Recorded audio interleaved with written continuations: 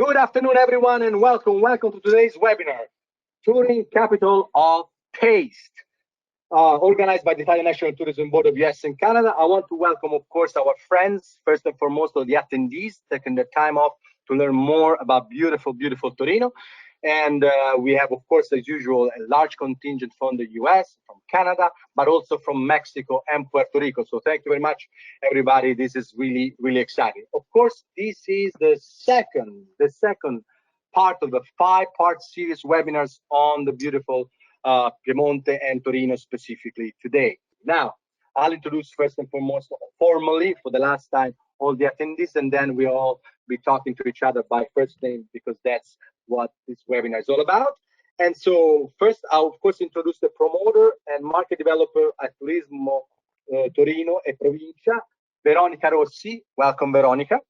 I also have the master chocolate maker, Guido Gobino, which I believe also has somebody beside him that kind of look like him, which I believe is his son, and the future, hopefully the bright future of his company, Pietro. I believe, Pietro, welcome as well. Yes. And finally, last but not least, president, nonetheless, the Young and Urban Vineyard Association and a winemaker himself, Luca Babbiano. Hi, Luca. Hi, everybody. Hi.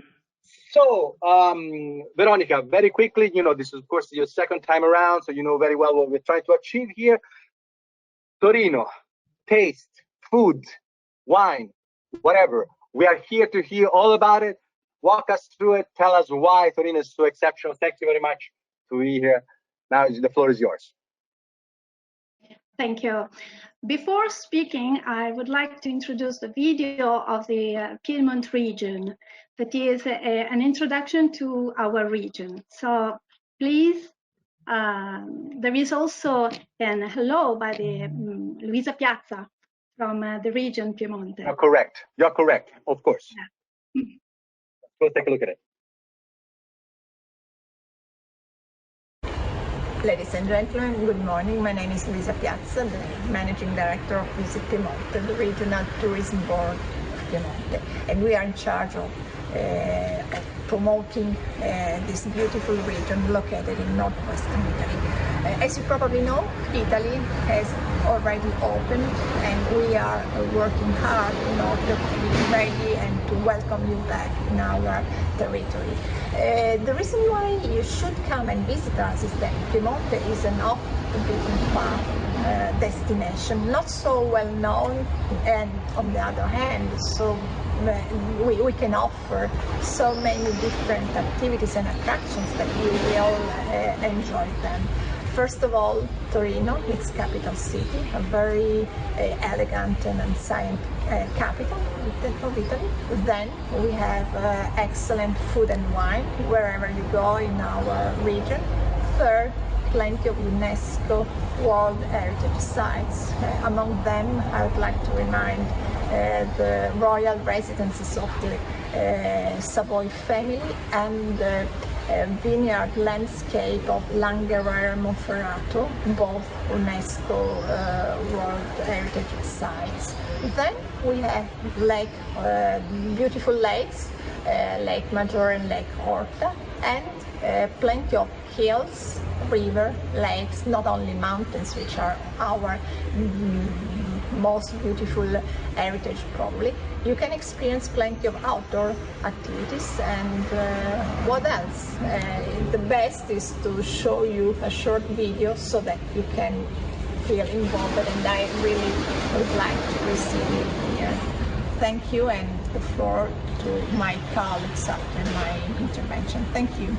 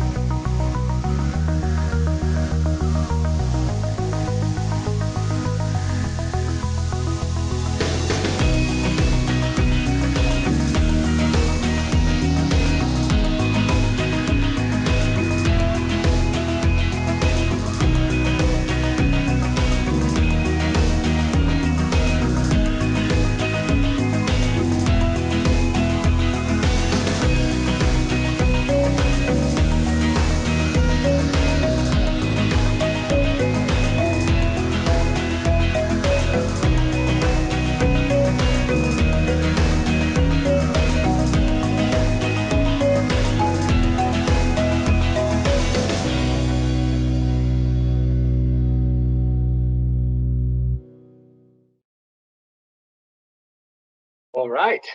Okay, so this is the introduction of beautiful Piemonte. Okay, the floor is yours, Veronica. Tell us all about Torino.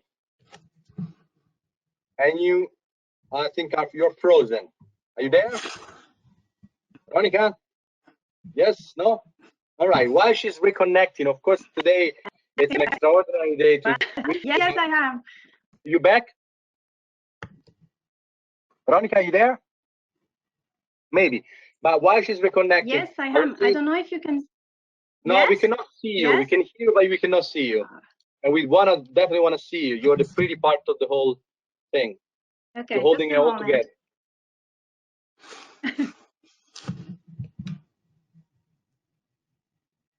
Okay, while she's working on that. Okay, I come back.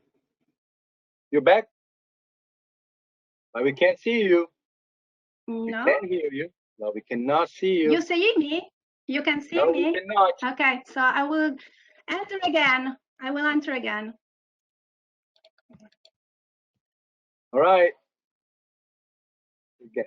So while she's doing that, as I was saying before, I think this today is a beautiful example, and you can see it, and I'm talking to the attendees now, the testimonial we have today. And I think also I like the fact that, as I said to them, which is very obvious, of course, to the eyes, sort of the next generation of people who are really feel compelled to bring in the future the traditions that makes it so special about what they're doing. I'm not going to go into detail what they're doing because they will talk about it at length, but I think it's very important to show that, because that also shows that a city like Torino, like so many others, are not, of course, part of the history, but the soul of the city is a young soul, as you can see, and therefore the generations ahead will sort of be guaranteed the chance to experience the city as they should, because there are people who feel compelled that tradition should be preserved and brought into the future.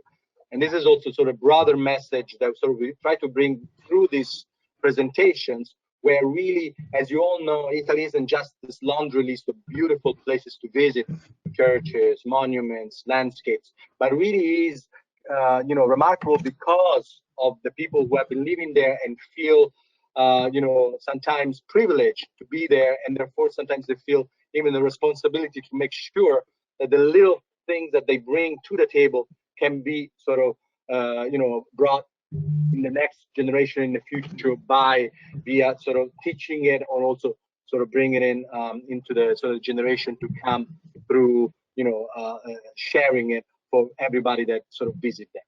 So while Veronica is attempting to do so, I'm here.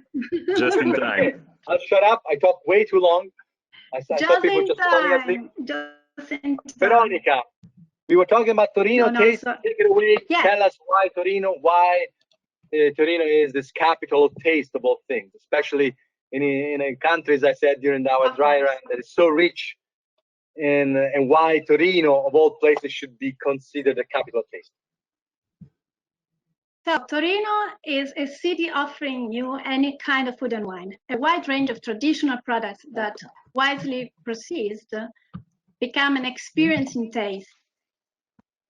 There are 4 cardinal points of Turin's taste. Meat, the queen of the Turin tables. One is the Fassone meat, a bovine breed that is native to the Piedmont region, one of the finest meats in the world.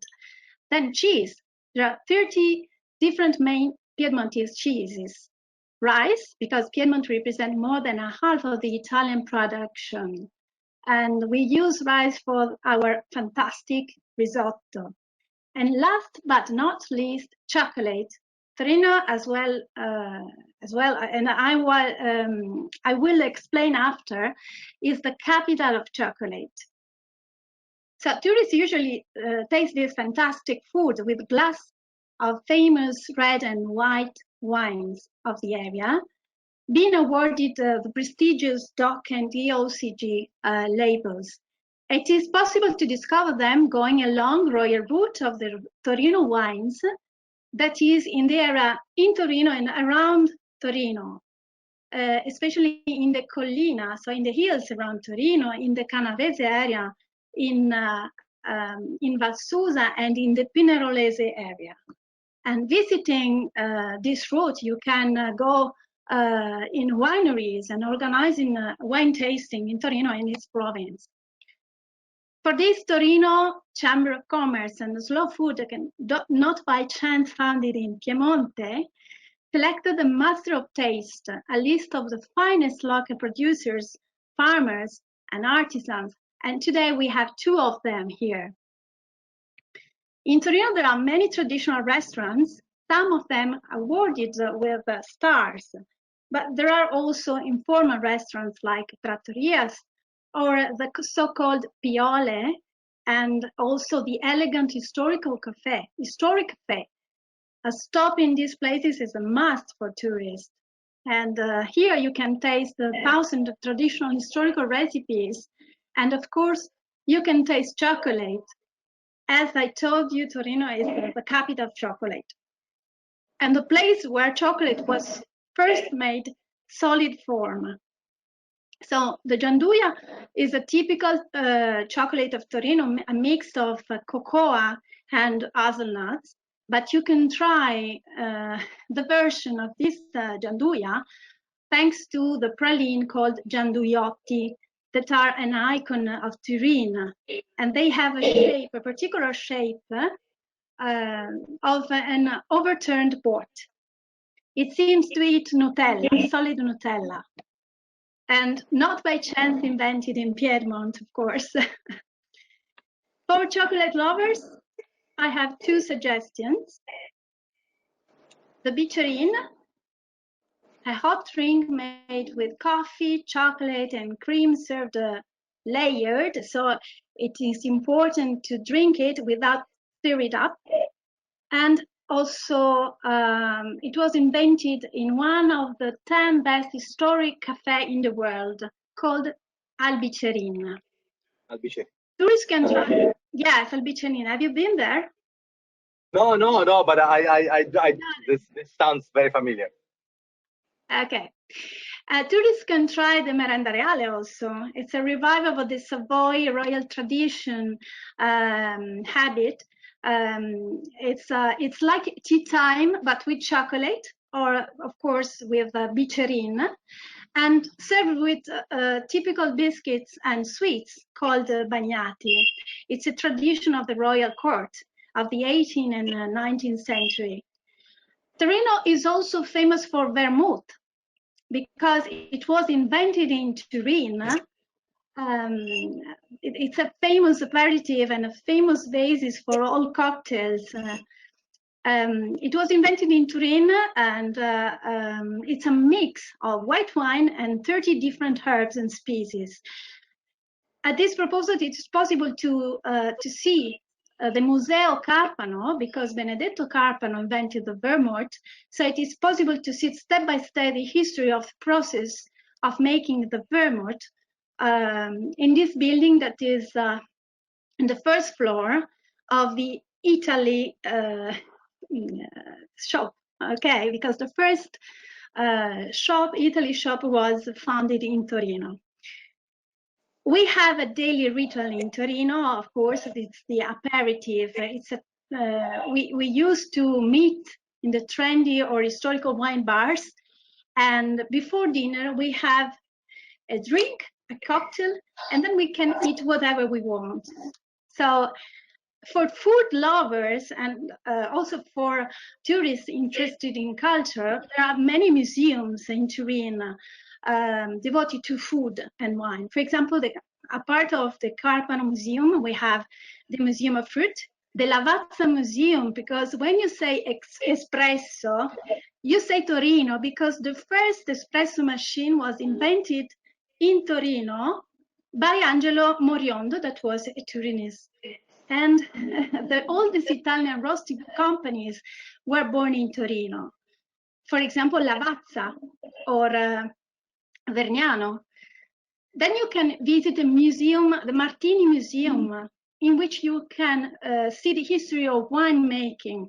It hosts Europe's most important collection of items, documenting the history of wine from the 1st century before Christ to these times, our times.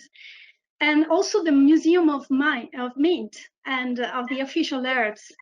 And thanks to our incoming operators, it is possible also to organize cooking classes, tastings, and food and wine tours.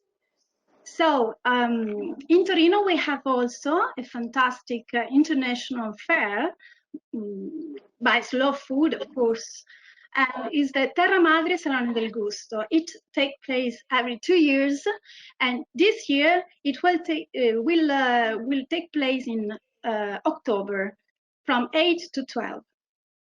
And now there is a short video that I would like to show you, just to give you an idea of the food and wine in Turin. Perfect.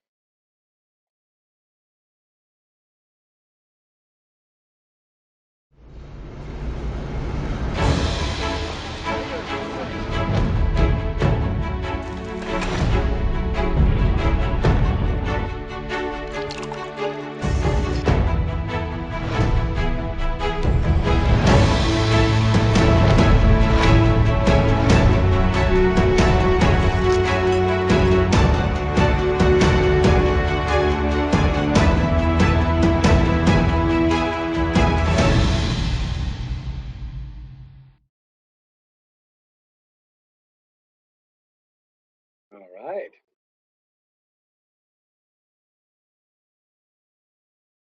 Perfect. We can hear you.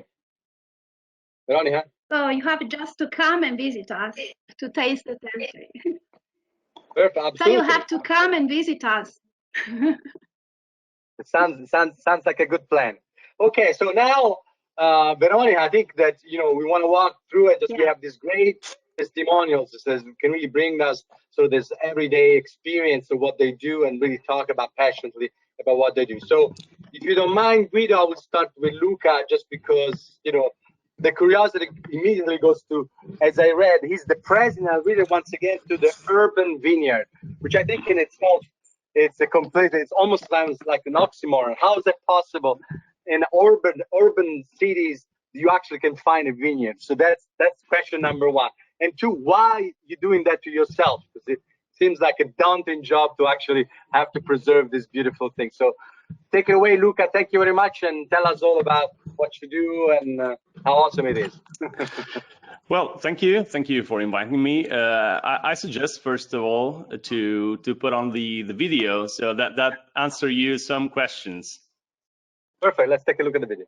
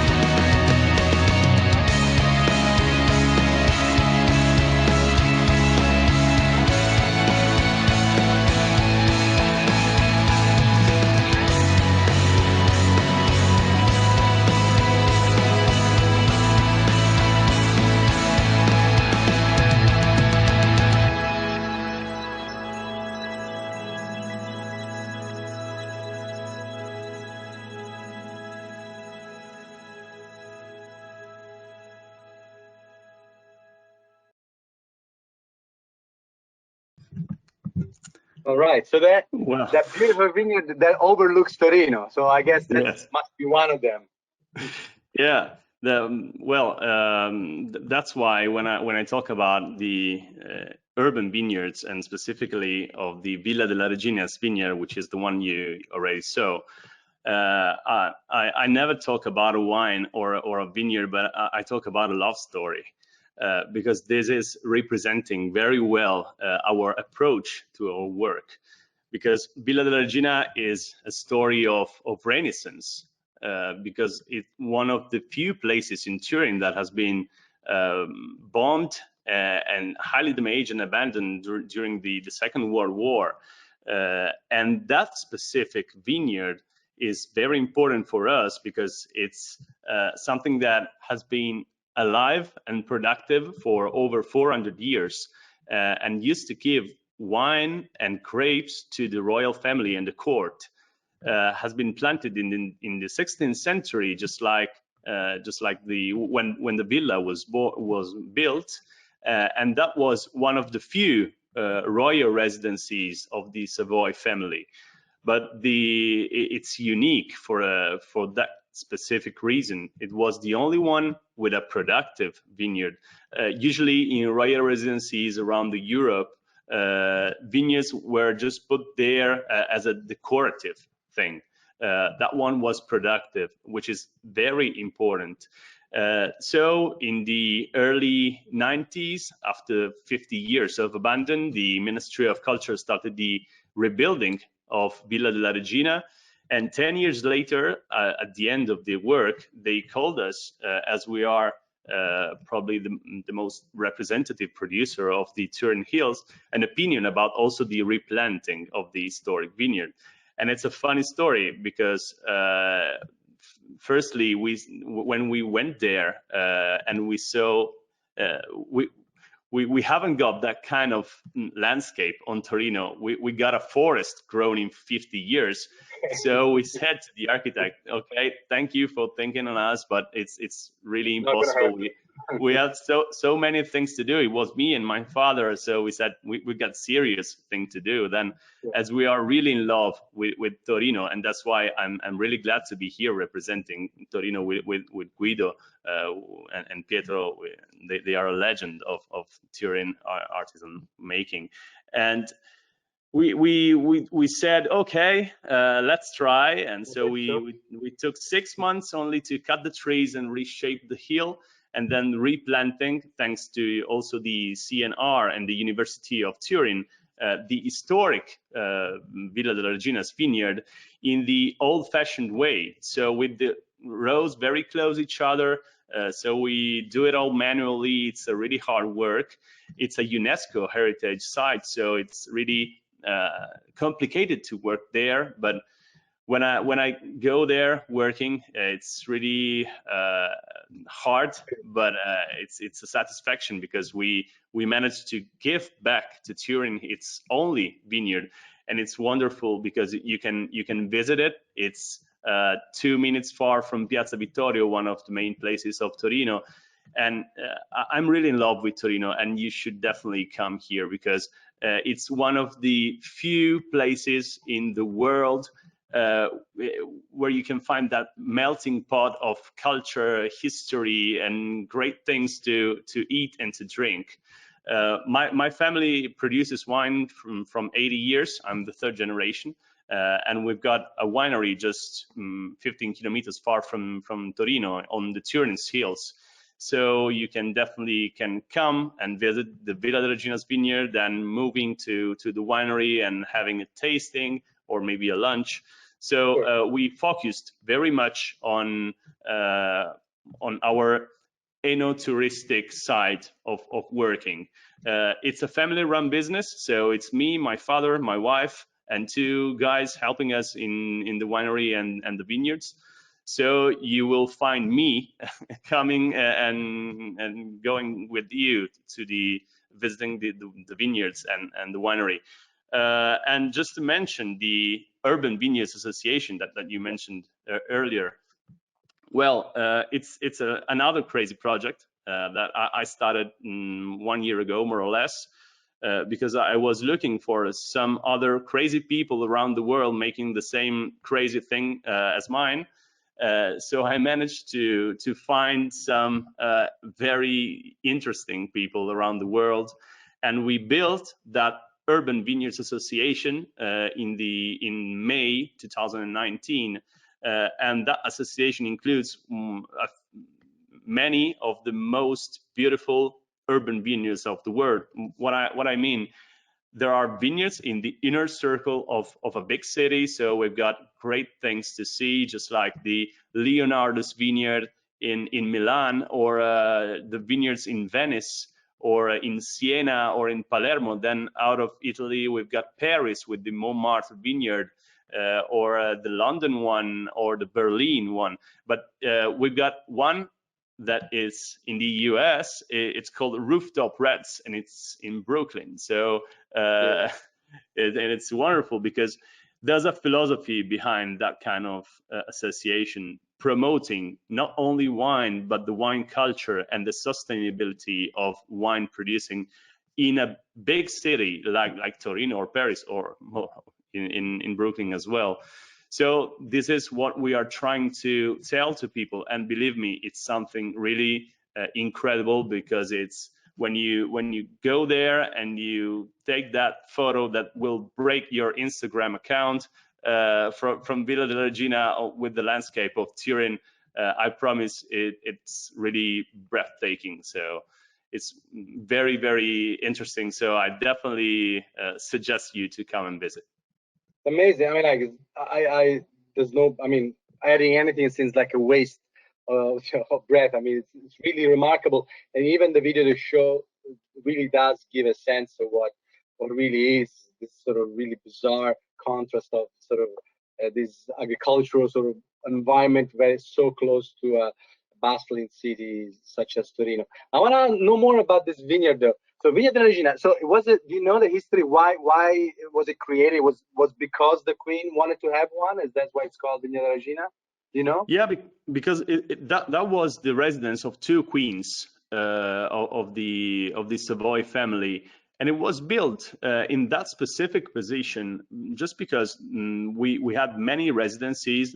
We had the power ones, the hunt ones, just like Stupinigi.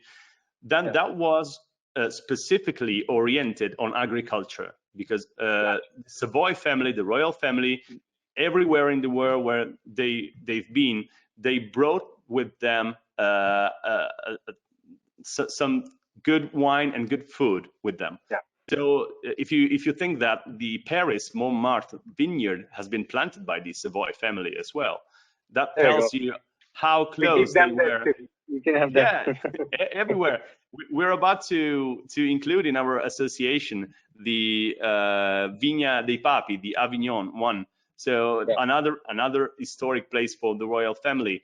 So that was a right position because the exposition was perfect. So in fact, that vineyard is always the first one that we harvest every year because it takes the sun all day long. So they had also a man running the vineyard and running the agricultural part that was called the Vignolante. And we got a house, a tiny house, just at the bottom of Villa della Regina, which is called the Vignolante's house, the Casa del Vignolante, where that man was living, and he was in charge on the vineyard and the agriculture of Villa della Regina. So we were really focused on that. And I remember you mentioning that this is one of the few vineyards that actually still produce commercially available wine and the OCG wine. Tell me more about what wine is that? Yeah, it's a DOC actually. The variety, the grape variety is Fresa, which is one of the most historic variety of Piemonte, indigenous varieties. Is genetically the father or the son, we still don't know who is the father, who is the son of Nebbiolo grape. Because for the very first time in history, we don't know the mother. So it's something funny, but it's like that. And so we produce from that specific vineyard a cru, just like the French would say, that is called Fresa di Chieri, which is the DOC, with the cru Vigna Villa della Regina. Is obviously a limited and numbered production, but is available, and it's actually one of the biggest urban vineyards of the world because it's almost 1 hectare, which is not definitely a big deal for a normal vineyard, but for an urban vineyard, it's really a big deal. Amazing. Thank you very much. And once again, we will get back to you. Now is the sweet moment of the day. We talk about, like one of the most recognizable thing coming from Torino, please don't be hurt, Luca, but of course, chocolate and Torino goes hand in hand. And when we talk about chocolate, we cannot talk about Mr. Govino, that today, just for us, is just Guido. Guido and Pietro, you have this extraordinary tradition, even Luca, to comment on that. Of course, you are one of the symbols of this specific beautiful industry. And so I think it's really appropriate for us to learn from you, the traditional sort of chocolate making, where it was, where it is, where you think it's going to be. You have, of course, the future right beside you. So take it away, Luke, Guido. Thank you very much for being with us. So tell me more about this beautiful, beautiful thing that you make. Thank you to you, Francesco, and good afternoon to everybody. Thanks to everybody for listening. Thanks to Turismo Torino and ENIT. And thanks to Luca for this fantastic challenge of in the wine heart of your family. Thank you, because it's a fantastic history. And we are a family business who makes chocolate since 1964. And I want to introduce my son, Pietro, who will be the third generation in the business. Here's Pietro, please. So, yes, now we would like to show you a little video so you can understand better what we like to do every day, yeah. Perfect, thank you, Pietro. Let's take a look at it.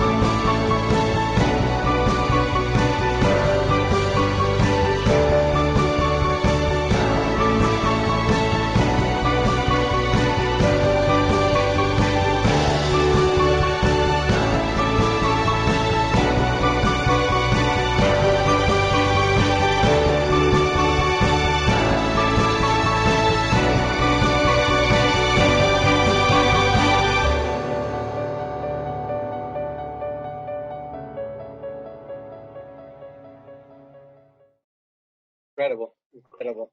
Yeah, Pietro, this is really sort of extraordinary. And even I remember, so we just talked even before going live on the fact that, if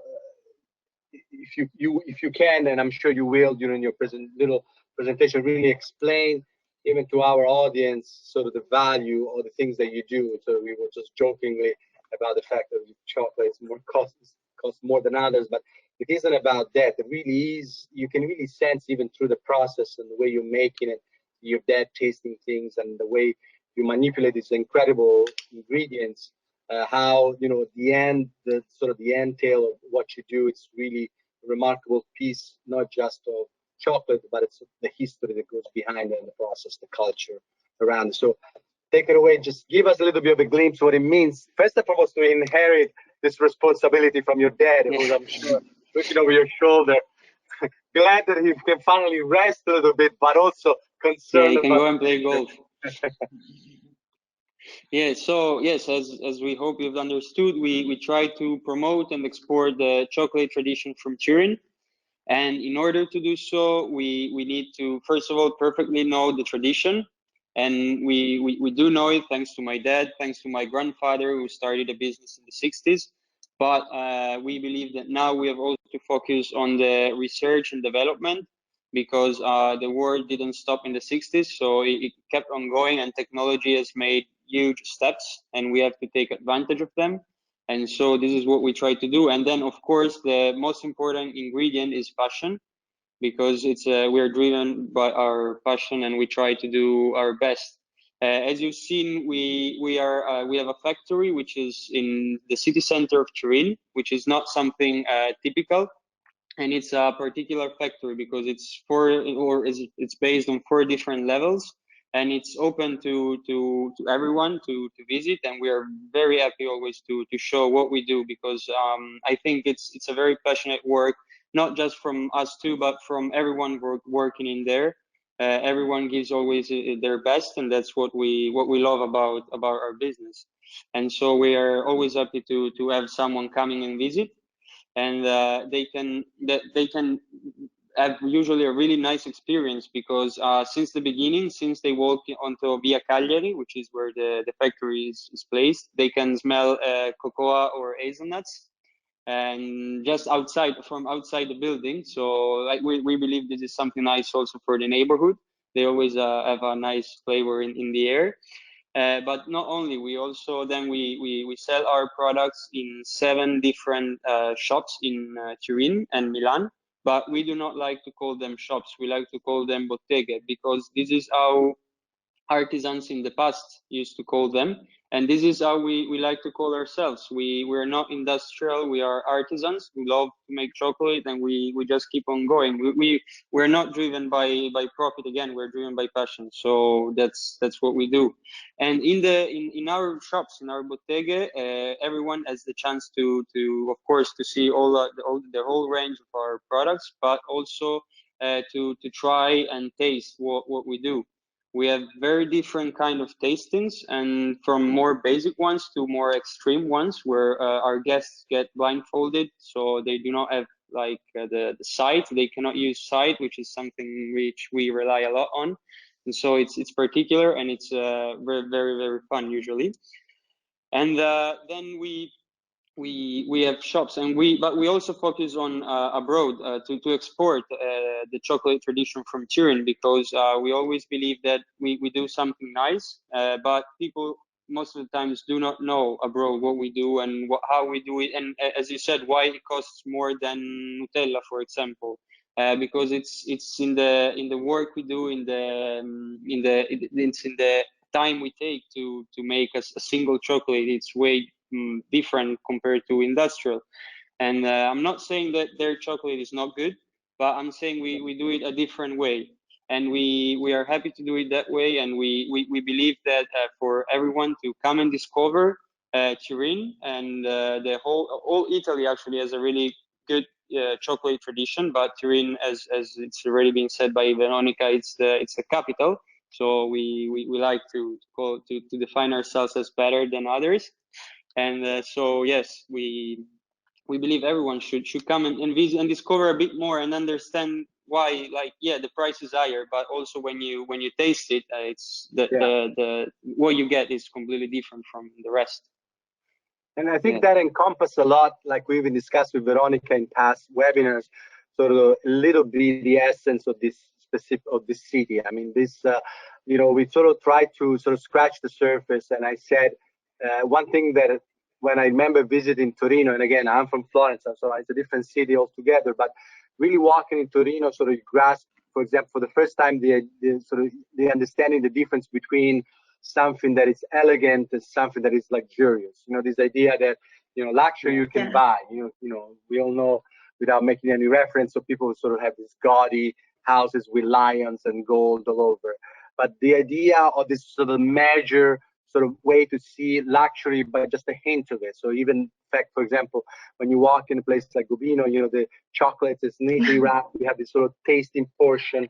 So that it's in the right measurement, that the ingredients are such that we have this balance. It's almost like eating a plate. When you go to this beautiful restaurant, it's really an experience for your palate. It's almost like tasting things that you never tasted before, and it's sort of a daring thing the chocolate makers such as yourself, Pietro and Guido, do. I think on every day and take these chances, and they use their own palate and history and says, let's put together these two tastes to see how they go along, how they enhance, and that of course is a different experience than getting a Hershey bar or a Ghirardelli chocolate, which is the one I'm familiar with. Nothing wrong with it, but again, it's almost a different experience. Even, for example, I remember said that certain type of restaurants, like the one in Modena or even Torino, that they should actually change name. Those are not really restaurants. You don't go there to fill up your belly. You don't eat the Gobino chocolate because it's 3 o'clock at night. You are just like, you just want to murder, I don't know, like a half pint of ice cream, and then you just down chocolate. No, it serves another purpose. It's one of those things that really opens up your palate. So it feels to me that Torino, in a lot of aspects, had this sort of quality of this refined taste, and have a chance people to really try things that sometimes you think that are only for the upper echelon, sort of rich people. And this is not really it. It's a matter of a culture, and the history. And so that's one thing that I really admire for what both you guys, Guido and Pietro, of course, Luca, do. It's just this idea that, yes, it is refined. It takes a little bit more time, but it's necessary, because once you try, it's hard to go back. In all honesty, you really understand it when you have it on your palate what it really means. I don't know if that that's true. That's true. Because I'm trying to see it from an American standpoint, and it's hard, from Italy to see what they do, and the other way around, because I'm a little bit, my legs, of course, my feet, I'm both countries. I can sort of see some of the things that could be very interesting for, again, the travel agents to really transmit to their client in terms of what this extraordinary city has to offer. And I think you are a perfect example of that. Yeah, because I think also now we're talking about wine and chocolate, but it's all over Turin, right? It's and everything, architecture and museums and restaurants and everything is really like we that's what we try to do and what we try to transmit, and hopefully we know that. Explain why chocolate maker are thin, because that's the other thing. Like there's an old saying in English, like you never trust a thin chef. But that's really shows that the good chocolate doesn't make you fat. Good chocolate doesn't make you fat. That's the answer. At least not in Torino. Yeah, exactly. Chocolate from Turin doesn't make you fat. That's even better. Yes. It makes you happy. It makes you happy. Yeah, it makes you happy. Yeah, exactly. It's absolutely the whole point. So now I'm gonna just to make sure that our listener or our attendees are still with us. I'm gonna send a quick sort of question to see if they were following the things. Again, it's not about the question; it's more about if they're paying attention to what we are saying, and then we go back to you guys. So this is a very simple question. You have a few seconds to answer. What is the typical chocolate from Torino? Is it Bacio, Gianduiotto, Cremino, or Tartufo? So you have a few seconds. It was actually mentioned. So you, once again, it's to try to see if you were listening to us. Nothing wrong with any of the other, but just, enjoy the specific one that makes it, let's see. Okay, 40% of people have voted. I'll give you a few more seconds. That's amazing. By the way, I have to disclose, as I said to Guido, that my family, although from Florence, they have this special connection with him, because every Christmas we do not miss having this chocolate in our house. So thank you. Yes, the Gobino has to be in our house. Yeah? I didn't hear you, Guido. So that's what we do. That's how we celebrate. So we close the poll right now. Let's see the results. Here we are. So yes. So we started. Of course, that's good. 70% got it right. Okay. People see the Bacio Perugina, which is a world-renowned, or at least in Italy, very famous place, and the Cremino, which also you do, but it's not exactly, it's what we're known for. So this is the question. Now I have, of course, few questions, as I said at the beginning, from the attendees. I'm going to try to read a few of them, see if we can go through them. I don't want to take too much of your time and just get, I know you're busy people, the chocolate needs to be made and grapes that need to be harvested, but you know, let's see what they have to ask. So, very simple one. Somebody from Canada, Montreal, Guido, can they find your chocolate in Montreal? Not yet. We are in the US, we are in New York City, we are at Italy. So I would say New York City, Boston, and San Francisco, if I remember correctly, but I'm not 100% sure about that. But we do ship internationally. It's a bit risky, of course, because chocolate needs to be at certain temperatures and it cannot go over like 24 degrees Celsius. And so but we managed to ship internationally. Yeah, I have a feeling Celine, who is the person asking for Montreal. Montreal is a really refined city. That if you go to a top quality Italian place, I'm pretty sure they found a way to actually get it. That's my personal feeling, that it might be able to get it themselves from the United States, let's say, brought it over. But as Pietro said, eventually you will get it. Then I also have another question. This, I think, for both Luca, Guido, and Pietro. And this is about availability of vegan wines and chocolate in the region. If it's something that you see happening, or is it the growing popularity of vegan eating, particularly after the COVID pandemic? So it says, do you know if they exist, if they're gonna, you know, vegan chocolate, vegan wine? Who wants to take it? Well, Pietro, go first. Yeah. So vegan chocolate. Yeah, vegan chocolate is hard to find. We cannot buy lawfully display vegan claims on our chocolate, and we do not, of course, and we do not want to, because it's hard to make. We would be a joke. It would be like not be real, and we would just like lie to people. So that's why we do not do it. But to me, I just know one or a couple of brands that claim to produce vegan chocolate in Italy, but there have been a few questions about those brands, like how they actually produce it, because it would be really hard for them. Yeah. Or also like raw chocolate. Like milk. Yeah, exactly. Perfect. I have one question. This is, I think, for Luca, and it's about. If you want to know about vegan wine, just to answer the question, well, there is a very famous wine producer who said that every word after wine is useless. So that's a good wine, drinking good wines. Fantastic. Well, jokes apart, there are a few producers who make vegan wines, but it's, well, truth to be told, the 99% of wines are actually vegan, because we haven't got any animal protein in that anymore.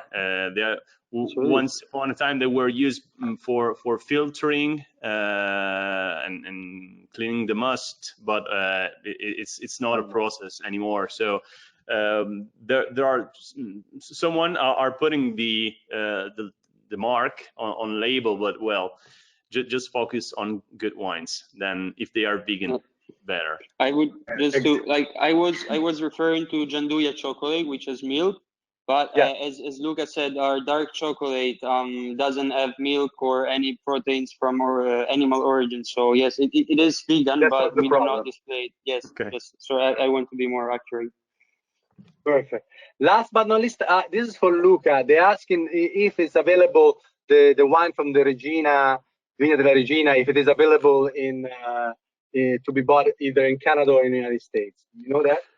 Well, yeah, we are just we just approach the U.S. market again, because my father used to sell so many wines in the U.S. in the 80s and 90s that my grandfather died in a car accident, so he had to choose which market to follow, and as he had 3 children, he had to decide to keep on the Italian one. He couldn't fly 2 or 3 times a year anymore in the US, so we actually lost the market, but from 5 or 6 years we approached again the market. So we started again with some small importers. So we are now with the Villa della Regina wine and some other ones present in New York and in the area of Wyoming, Colorado, and Nebraska for the moment. Then I was planning a very nice trip to US, but then COVID arrived. Somehow, for whatever reason, got canceled. I don't know why. We have to reschedule the trip. Last but not least, I have a question myself. So if any of our agents or tour operators or even writers for that matter are interested in sort of seeing up close some of the things you talk to, they can contact you directly, Pietro and Guido and Luca. They can contact you directly. Sure. Yes, they sure can. Yes, we have websites, Instagram, or emails. Easy to find. Well, we make sure that they get it. So with that, I want to close here. I want to thank once again Veronica, now a superstar, second time around. Luca, Guido, Pietro. Enjoy the rest of the day. Enjoy what you're doing. We surely do when we get a chance to taste it or to try to drink it. And with that, I also want to thank all our participants. Remind them that we're going to send out a survey. Take a look at it. Tell us if they want to have more information about what you hear today. If there's anything that you wanted to change for the next presentations, we definitely want to help serve you better. Last but not least, this is a lot of people working around these things. This isn't just me talking for hours, but there are, our colleagues from our Toronto office, and of course Salvatore and Sabrina, from our Los Angeles office, Fabrizio and Manuela, and of course from our New York office, Caterina, Cosmo, and Mazza. Thank you very much. Goodbye. See you the next one. Ciao.